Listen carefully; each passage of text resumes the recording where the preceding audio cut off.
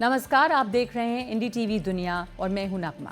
क्या जल्द ही हो पाएगी करोड़ों अरबों के घोटालेबाज मेहुल चोकसी की भारत वापसी? देखिए हमारी लीड स्टोरी। चोकसी को बेल्जियम में गिरफ्तार किया गया है। क्या उसे भारत लाया जाएगा या फिर वो चकमा देने में होगा कामयाब? इसके साथ साथ एनडीटीवी दुनिया में और भी रिपोर्ट है तुर्की से। तुर्की में लगातार विरोध प्रदर्शन जारी है। आखिर तुर्की के लोग फिर से क्यों उतरे हैं सड़कों पर? साथ ही एक तस्वीर बैसाखी की। कैसी है पाकिस्तान में बैसाखी की रौनक? और देखिए कि कहां पर और किसने सजाया है अंडों को। इसके अलावा एक झलक 430 करोड़ के हीरे की। जो हीरा कभी इंदौर के महाराजा के पास था, अब होने वाली है उसकी नीलामी। और लीड स्टोरी से पहले एक बहुत ही अहम खबर और तस्वीर। तो सबसे पहले आपको दिखाते हैं एक तस्वीर। अंतरिक्ष में एक नया इतिहास रचा गया है। अब स्पेस टूरिज्म का दौर है। अमेरिकी कारोबारी जेफ बेजोस की कंपनी ब्लू ओरिजिन ने सोमवार को अंतरिक्ष यान लॉन्च किया, लेकिन यह बहुत ही खास था क्योंकि इसके सभी 6 सदस्य महिलाएं थीं। ये एक सेलिब्रिटी क्रू था जिसमें जेफ बेजोस की मंगेतर लॉरेन सैंचेज थी, जो हेलीकॉप्टर पायलट और पूर्व टीवी पत्रकार हैं। मशहूर सिंगर केटी पेरी, इनके अलावा जर्नलिस्ट और राइटर गेल किंग, फिल्म निर्माता कैरियन फ्लिन, पूर्व नासा इंजीनियर आयशा बोवे और वैज्ञानिक और सामाजिक कार्यकर्ता अमांडा ग्वेन भी थी। ये यान करीब 100 किलोमीटर की ऊंचाई तक गया। अंतरिक्ष में यात्रियों को लगभग 4 मिनट तक वेटलेसनेस का अनुभव कराया गया और 10 मिनट तक ये लोग अंतरिक्ष में रहे। इसके बाद अमेरिका के टेक्सास में यान की सफल लैंडिंग हुई। इससे पहले 1963 में ऑल फीमेल क्रू अंतरिक्ष में गया था, जब रूस की अंतरिक्ष यात्री वैलेंटीना तेरेश्कोवा अंतरिक्ष में गई थी। और अब तक जो 700 लोग अंतरिक्ष में गए हैं, अब भी उनमें से सिर्फ 15% महिलाएं हैं।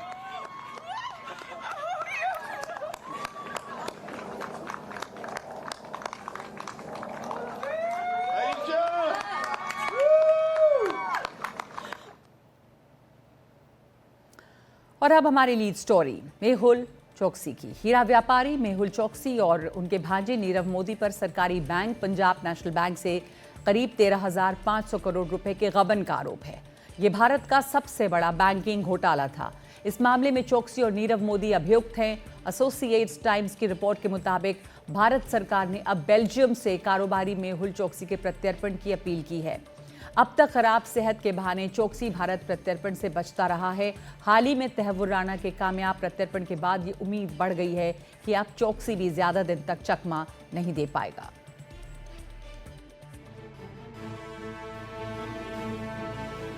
मुंबई में मेहुल चोकसी के घर के बाहर लगे हुए अनगिनत नोटिस उस पर लगे अनगिनत आरोपों की गवाही दे रहे हैं।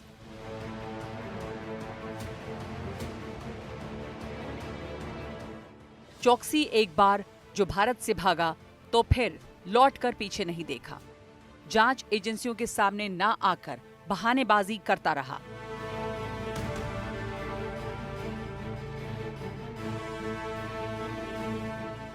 पंजाब नेशनल बैंक के अरबों रुपए हजम करने वाले जिस मेहुल चोकसी का भारत की पुलिस को इंतजार है, वो अब बेल्जियम में गिरफ्तार किया गया है। कहा जा रहा है कि भारत की जांच एजेंसियों की प्रत्यर्पण की अपील पर उसकी गिरफ्तारी हुई है। वो इस वक्त बेल्जियम की जेल में है और यहां से स्विट्जरलैंड भागने की तैयारी कर रहा था। हमारा केस ये है कि जो वहाँ पे एक तो वो फ्लाइट रिस्क नहीं है और अपने इलाज के लिए गए हुए हैं, तो आदमी अपना इलाज कराएगा तो वो फ्लाइट रिस्क कैसे होगा? उनको अपना इलाज कराना है और उनकी मेडिकल कंडीशन बहुत प्रिकेरियस है। ये हमारा डिफेंस है। सर, कब गिरफ्तार किया गया और वो एंटीगुआ से बेल्जियम किस लिए गए थे? सैटरडे को गिरफ्तार किया गया और वो अपने इलाज के लिए गया। मेहुल चोकसी पर 13,850 करोड़ के घोटाले का आरोप है। उसने 2018 में भारत से भागने से पहले ही एंटीगुआ की नागरिकता ले ली थी। 2021 में वो एंटीगुआ से पड़ोसी देश डोमिनिका पहुंचा था, जहां उसे पकड़ लिया गया, लेकिन वो सीबीआई के हाथ नहीं लग सका और वापस एंटीगुआ को सौंप दिया गया। मैं उनके साथ एक फ्रेंचाइजी बिजनेस शुरू किया था बेंगलोर में। तो उसको होने के बाद हमको पता चला ये तो कोई पोंजी स्कीम है, मेरे जैसा बहुत सारा लोगों को इसने ठगा है। ड्यूरिंग दैट इन्वेस्टिगेशन हमको पता चला कि ये हमारे साथ तो जो धोखा हो रहा है वो तो बहुत छोटी बात है, बड़ा धोखा तो बैंकों के साथ हो रहा है। वो इन्फॉर्मेशन मैंने सारा एजेंसीज़ को दिया था, तो like SEBI, CBI, ED and सीफो एवरीबॉडी। लेकिन क्या इस बार चोकसी को भारत लाना आसान होगा? उसने अपनी खराब सेहत का हवाला देकर जमानत मांगी है। वो जेल से अपनी फौरन रिहाई चाहता है। चोकसी का कहना है कि वो इलाज के लिए बेल्जियम आया है। उसकी पत्नी बेल्जियम की ही है। इस वक्त वो एंटवर्प में रह रहा था। बेल्जियम में रहने के लिए उसने अपने असली कागजात छुपाए। भारतीय सरकार और भारतीय एजेंसियां लगातार इस कोशिश में हैं कि मेहुल चोकसी को जल्दी भारत लाया जाए। अगर सब कुछ ठीक रहा तो मेहुल चोकसी बहुत जल्दी ही भारत आ जाएगा, क्योंकि इस बार उसकी पैंतरेबाजी शायद न चल पाए। मेहुल चोकसी के साथ नीरव मोदी भी इस घोटाले में आरोपी है। वो इस वक्त लंदन में है और सरकार उसके प्रत्यर्पण की पूरी कोशिश में है। दूसरे मामलों से जुड़े भगोड़ों की लिस्ट में और भी कई नाम हैं, जिनमें सबसे अहम है विजय माल्या, जिस पर भारत की सबसे बड़ी बैंक से धोखाधड़ी के आरोप हैं। माल्या का कहना है कि उन पर जितना बकाया है उससे ज्यादा वसूली हो चुकी है। फिलहाल वो पकड़ से बाहर है। आईपीएल से जुड़े रहे गबन के आरोपी ललित मोदी प्रत्यर्पण से बचने की पूरी कोशिश में है। ललित मोदी को कभी किसी देश में देखा जाता है। ललित मोदी ने कुछ दिनों पहले वानुआतु की नागरिकता लेने की कोशिश की थी, लेकिन नाकामी हाथ लगी। आम आदमी का बैंक से जुड़ा कोई छोटा सा भी मामला निकल आए तो उसके लिए कानूनी जाल बहुत बड़ा हो जाता है, लेकिन बड़ी मछलियों के लिए सारे जाल इतने छोटे पड़ जाते हैं कि वो पकड़ में ही नहीं आती, और पकड़ में आए भी तो छिटक कर निकल जाते हैं। तो प्रत्यर्पण की उम्मीद कितनी बड़ी है? क्या इसमें मुश्किलें आ सकती हैं? और अगर वहाँ पर गिरफ्तारी हुई है मेहुल चोकसी की, तो ये भारत सरकार की तरफ से किस तरह की कोशिश रही है? इन सब चीज़ों पर बात करने के लिए हमारे साथ भारत के पूर्व राजदूत जुड़ रहे हैं बेल्जियम में, मनजीव सिंह पुरी, वो जुड़ गए हैं। बहुत शुक्रिया आपका मनजीव सिंह पुरी समय देने के लिए। और ये समझना चाहते हैं कि इसमें अभी जो गिरफ्तारी हुई है मेहुल चोकसी की बेल्जियम में, वो एक अलग मामले में हुई है, लेकिन भारत की तरफ से क्या एक्स्ट्रेडिशन को लेकर इस वक्त क्या अपडेट रहा है, और भारत और बेल्जियम के बीच में किस तरह की एक्स्ट्रेडिशन ट्रीटी है? क्या इसमें अड़चनें आ सकती हैं? नगमा जी, थैंक यू वेरी मच, आपने मुझे बुलाया। देखिए, हमने रिक्वेस्ट की है बेल्जियम को इनको एक्स्ट्राडाइट करने के लिए। हमने पहले ये रिक्वेस्ट वहाँ कैरिबियन के कंट्रीज में भी की थी। इंटरपोल का रेड कॉर्नर नोटिस भी इनके अगेंस्ट जारी किया गया था। देखिए, बेल्जियम ने जो ऑफिशियल स्टेटमेंट की है वो उन्होंने ये कहा है कि हमारी एक्स्ट्रेडिशन रिक्वेस्ट जो है उसके अंतर्गत उन्होंने उनको अरेस्ट किया है और अब जुडिशियल प्रोसेस चले। मेहुल चोकसी के जो लॉयर हैं, जो इंडिया में, जो आपने भी दिखाया, वो कहते हैं कि ये कैंसर के मरीज हैं, इनको ट्रीटमेंट चाहिए वगैरह। ये तो अब जुडिशियल प्रोसेस चलेगा, ये देखना पड़ेगा कितना समय लगता है, क्या होता है। यूजुअली इस किस्म के केसेस में यूरोपियन कंट्रीज में टाइम लगता है, और जो जुडिशियल प्रोसेसेस हैं वो रिलेटिवली, जिसको कहते हैं स्लो, और काफी सारे स्टेप्स हैं उनमें। मुझे पता नहीं, हो सकता कि ये European court of human rights तक भी जा सके टुवर्ड्स द एंड। ये एक प्रक्रिया है यूरोप। जी, मनजीव सिंह जी, इनके पास किस तरह के अपील के चांसेस बचे हुए हैं, यही हम थोड़ा डिटेल में समझना चाह रहे हैं। जैसे आपने कहा यूरोपियन कोर्ट तक ये जा सकते हैं, अपील कर सकते हैं कई जगहों पे अभी, तो अभी एक लंबी प्रक्रिया होगी एक्स्ट्रेडिशन तक पहुंचने के पहले। नहीं, इसमें तो कोई शक की बात नहीं है कि ये लंबी प्रक्रिया हो सकती है। देखिए, हर कंट्री में नेशनल ज्यूरिसडिक्शन होती हैं, कई चीजें कर सकते हैं, लेकिन यूरोपियंस, बेल्जियंस खासकर जो हैं, वो लोग बहुत रूल बाउंड हैं। वो इंटरनेशनल लॉ वगैरह इन सब चीजों पे बहुत बिलीव करते हैं, ह्यूमन राइट्स में उनका बहुत खास है। और ये जो केस है, ये केस टेररिज्म वगैरह का नहीं है। ये केस हमारे लिए चाहे बहुत बड़ा हो, केस है गबन का, इट इज अबाउट फ्रॉड वगैरह, और इन सब चीजों की तफ्तीश होगी। लेकिन मैं मानता हूं कि बहुत अच्छी बात हुई। हमारे रिक्वेस्ट पे बेल्जियम अथॉरिटीज ने एक्ट किया और उनको अरेस्ट। जी। अब उसके बाद कम से कम इतना तो होगा कि वो विद इन नोन ज्यूरिस्डिक्शंस रहेंगे, या most probably with in Belgian jurisdiction.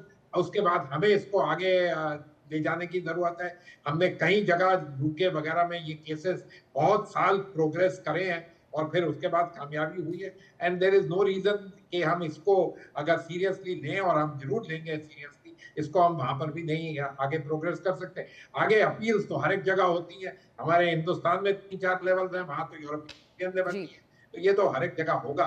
But if you seriously pursue it, तो ये केस जो हम मानते हैं कि बड़ा सीरियस केस है, hopefully we can always be successful. एक बस छोटा सा आखिरी सवाल, जैसे हमने अभी अभी देखा और लोग इसको लेकर अभी उम्मीद भी बढ़ गई है कि तहव्वुर राना का एक्स्ट्रेडिशन हुआ एक लंबी प्रक्रिया से गुजरने के बाद भी, और भारत के लिए एक तरह से एक कूटनीतिक तौर पे एक बड़ी जीत रही है। वैसे ही जैसे आपने कहा कि भारत सरकार की रिक्वेस्ट पर, भारतीय एजेंसियों की रिक्वेस्ट पर इसे गिरफ्तार भी किया गया है और एक नॉन जुरिस्डिक्शन में है, तो डिप्लोमेटिक तौर पर, कूटनीतिक तौर पर भारत के लिए एक प्लस के तौर पर देखा जाएगा। देखिए, India is a country of interest to the world. ये तहव्वुर राना वाले केस से ना जोड़िएगा, वो केस टेररिज्म का केस है, हीनियस क्राइम। कितने सारे लोग वहां पर मारे गए, जो चीज हुई, इसको अगर हम सिर्फ इस तरह देखें। हाल ही में बेल्जियम की प्रिंसेस इंडिया में आई, हमारे साथ बहुत बड़ा बात हुई। मानिएगा, बेल्जियम इंडिया का सेकंड लार्जेस्ट ट्रेडिंग पार्टनर है इन द यूरोपियन यूनियन। तो ये डायमंड ट्रेडर जो हैं, जिसमें चोकसी जी भी हैं, नीरव मोदी जी के पिताजी भी वहां रहते हैं, और ये सारे इनके भारत के साथ रिलेशनशिप है। और India is a very important country as far as Belgium is concern. इसलिए कूटनीतिक तरफ से उनका भी इंटरेस्ट है, हम भी इसको परसुए करेंगे। लेकिन अब मामला जुडिशियल हाथों में है, और जुडिशरी के क्या निर्णय है वो मैं इंडियन होते हुए इंडिया के बारे में नहीं कह सकता, बेल्जियम के बारे में हम लोग क्या। जी, धन्यवाद आपका मनजीव सिंह पुरी। आपने बहुत महत्वपूर्ण बात कही कि भारत एक ऐसा देश है जिसमें अभी दुनिया की दिलचस्पी है और डिप्लोमेटिकली भारत इसकी कोशिश कर रहा है, लेकिन हाँ, अभी काफ़ी सारे न्यायिक रास्ते भी मौजूद हैं मेहुल चोकसी के सामने। बहुत शुक्रिया आपका, और आगे बढ़ते हैं अब दूसरी खबरों पर हम, और बात करेंगे चाइना और अमेरिका के ट्रेड वॉर की। साउथ ईस्ट एशिया के देशों जैसे कि वियतनाम, मलेशिया और कंबोडिया के लिए कूटनीतिक तौर पर एक बहुत ही महत्वपूर्ण सप्ताह की शुरुआत हो गई है। शी जिनपिंग 5 दिनों के साउथ ईस्ट एशिया दौरे पर हैं, जिसकी शुरुआत वियतनाम से हुई। संकेत साफ है, अमेरिका और चीन का ट्रेड वॉर अपने चरम पर है, और चीन ये दिखा रहा है कि वैश्विक व्यापार में वो सिर्फ अमेरिका पर निर्भर नहीं। इस दौरे से चीन खुद को एक मजबूत और विश्वसनीय कारोबारी सहयोगी के तौर पर स्थापित करना चाहता है।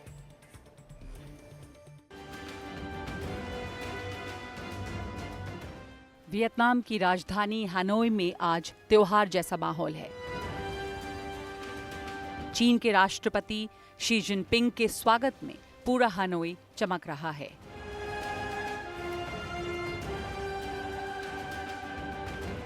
अमेरिका के साथ जटिल होती ट्रेड वॉर के बीच शी जिनपिंग 3 देशों के दौरे पर निकले हैं।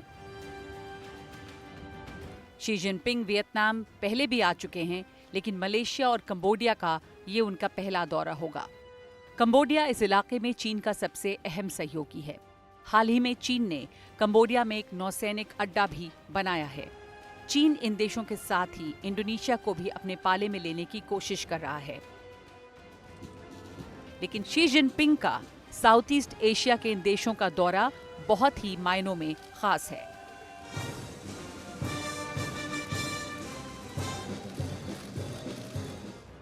वो वियतनाम, मलेशिया और कंबोडिया को ये यकीन दिलाने की कोशिश करेंगे कि अमेरिका की तुलना में चीन उनका पक्का और स्थायी सहयोगी है।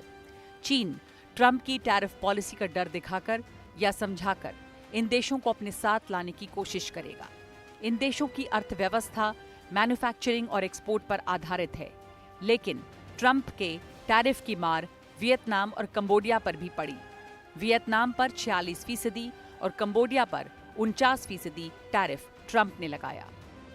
चीन की कोशिश वियतनाम जैसे देश का भरोसा जीतने की है। वो खुद एक स्थिर और जिम्मेदार देश के तौर पर दिखाने की कोशिश कर रहा है, और इस दौरे के दौरान भी शी ऐसी कोशिश करेंगे, ये माना जा रहा है। वियतनाम का जो 30% निर्यात है वो अमेरिका को जाता है, और 46% अमेरिकी टैरिफ की सूरत में ये बुरी तरह प्रभावित होगा। दूसरे देशों की तरह कंबोडिया और वियतनाम के टैरिफ को भी फिलहाल टाल दिया गया है।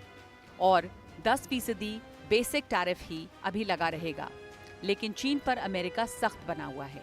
चीन पर अमेरिका ने 145% टैरिफ लगाया है। चीन ने भी बदले में टैरिफ को 84% से बढ़ाकर 125% कर दिया है। हालांकि इलेक्ट्रॉनिक्स के मामले में उन्होंने बड़ी रियायत दे दी है, जो चीन के लिए बहुत ही बड़ी जीत है।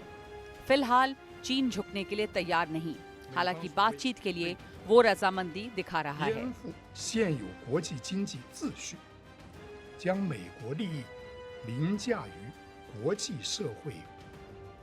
चीन ने अमेरिका के लिए 7 कीमती धातुओं के निर्यात पर रोक लगा दी है। इनका ऑटोमोबाइल से लेकर सेमीकंडक्टर तक इस्तेमाल होता है।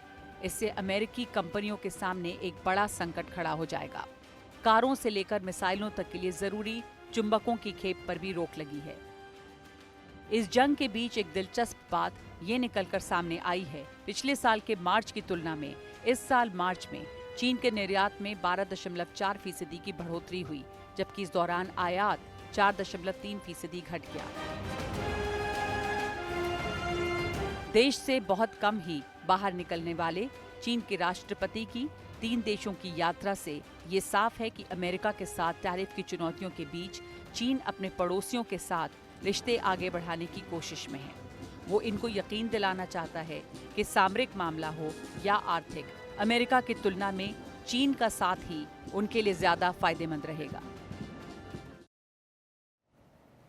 लेकिन अब इन देशों को भी देखना होगा कि ये दोनों के बीच संतुलन कैसे बिठाते हैं, क्योंकि साउथ चाइना सी में चीन की आक्रामकता को बैलेंस करने के लिए अमेरिका की मौजूदगी भी वहां जरूरी थी। लेकिन जहां तक कारोबार का सवाल है, ये देश चीन के साथ ज्यादा करीब हैं।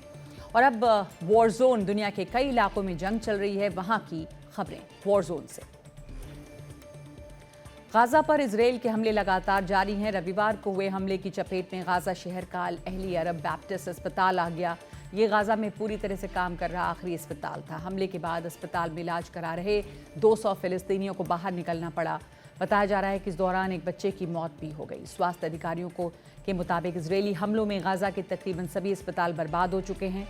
7 अक्टूबर 2023 के बाद से इजराइल हमस की जंग जारी है। एक आंकड़े के मुताबिक फिलिस्तीन में अब तक 50,944 लोगों की मौत हुई है।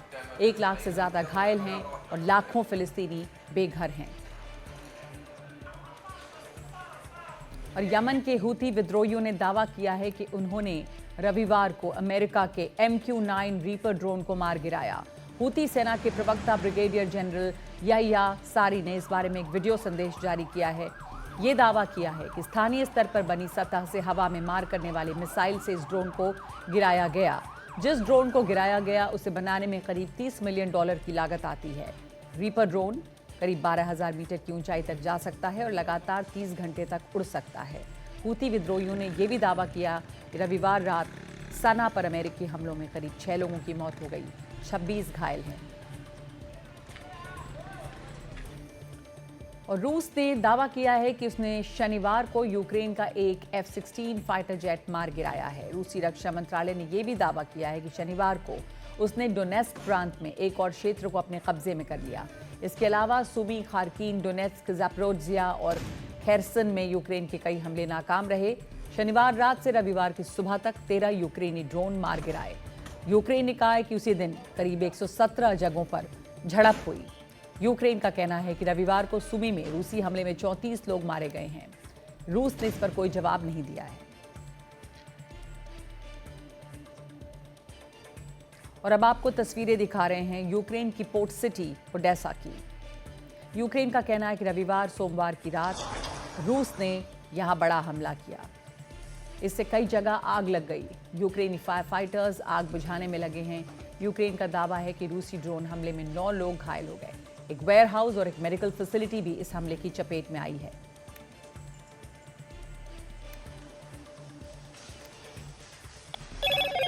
हेलो मोटो।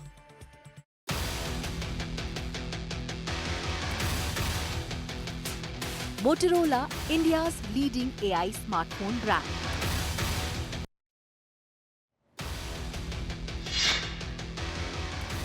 आगे देखिए कैसा है 430 करोड़ का हीरा और कहां हो रही है इसकी नीलामी।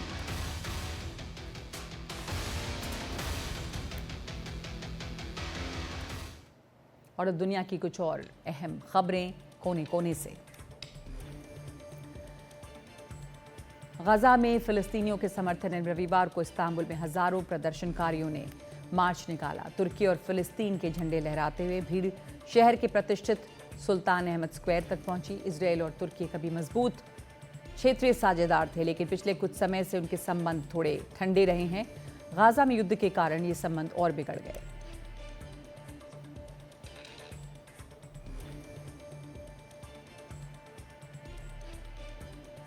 अमेरिका ने ट्रेन डियरागुआ और MS-13 गिरोह के 10 और कथित सदस्यों को अल साल्वाडोर निर्वासित किया है। ये सब वेनेजुएला के गैंग के सदस्य बताए जा रहे हैं। इन लोगों अल साल्वाडोर के कुख्यात आतंकवाद बंदी केंद्र में ट्रांसफर कर दिया गया है। ये निर्वासन उस समय हुआ जब अल साल्वाडोर के राष्ट्रपति नायब बुकेले व्हाइट हाउस में अमेरिकी राष्ट्रपति ट्रंप से मिलने गए। ट्रंप प्रशासन पहले ही लगभग 260 निर्वासितों को अल साल्वाडोर के आतंकवाद बंदी केंद्र में भेज चुका है। जिन लोगों को अमेरिका से निर्वासित किया गया उनमें से कई के परिवारों का कहना है कि वो लोग किसी गैंग के सदस्य नहीं हैं।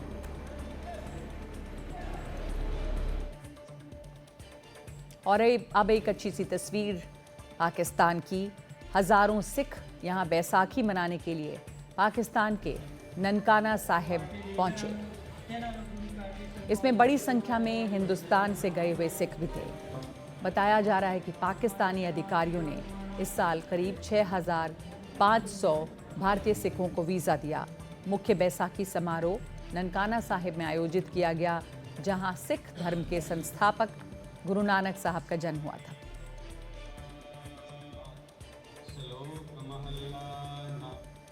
और देखिए अब हीरे की चमक। एक नायाब हीरा, नीला हीरा, मई में नीलाम किया जाएगा। हम बात कर रहे हैं गोलकोंडा ब्लू डायमंड की। ये 23 कैरेट से ज़्यादा का हीरा है। गोलकोंडा ब्लू को 14 मई को जिनीवा में क्रिस्टी की मैग्निफिसेंट ज्वेल ऑक्शन के हिस्से के रूप में बेचा जाएगा।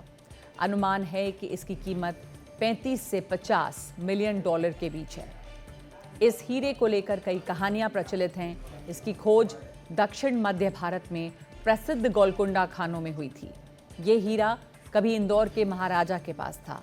जानकार ये बताते हैं कि पिछले 100 साल में इसमें जरा भी बदलाव नहीं आया है।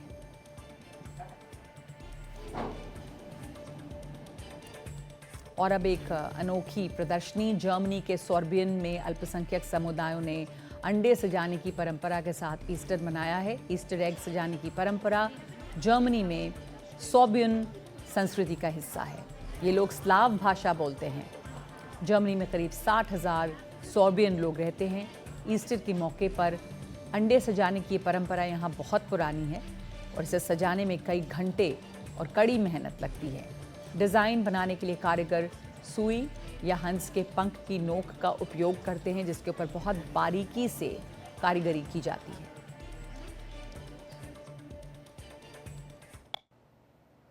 NDTV दुनिया में आज के लिए इतना ही। नमस्कार।